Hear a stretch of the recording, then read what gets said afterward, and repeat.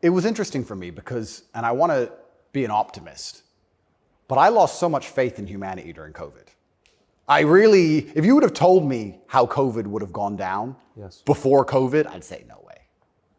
We're not that bad. I thought the people aren't that dumb. But when I experienced COVID, it's actually scary. You see how the Nazis managed to do what they did. You see how they managed to put people in concentration camps. You see it.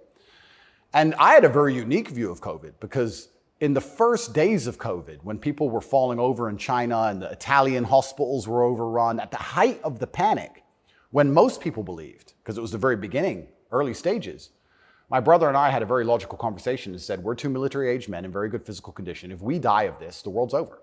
If it can kill us, it's zombie apocalypse. So why are we going to live in fear? So we found the only two countries that were open, which were Sweden and Belarus. We had just been to Belarus. This is before the Ukraine war. We'd just been there. We decided to try Sweden.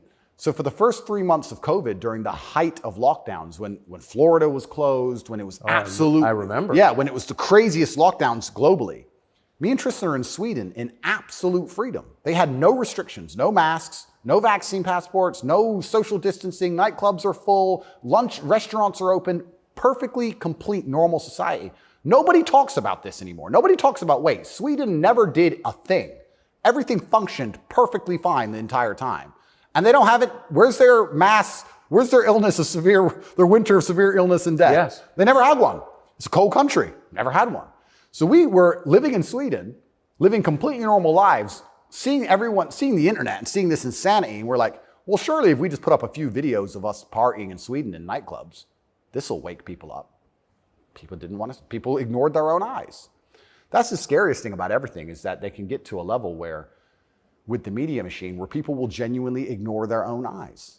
I don't understand how you can get people so brainwashed that they will see that the sky is blue, and then they'll watch that the sky is green, and then they'll look at it again and go, the sky's green. It's crazy to me, but COVID proves they can do that. And that's why the war is getting so intense, because the principled people are saying, how can you still believe in the things that you're saying? Here is all the logical, empirical evidence that that is a lie. But these people are ideologically brainwashed, and they don't want to take enough. They don't have the bravery it takes to wake up and accept that they're being lied to. So they'd rather just, to the end of time, repeat what they're told. And it becomes more and more intense as it becomes more and more ridiculous.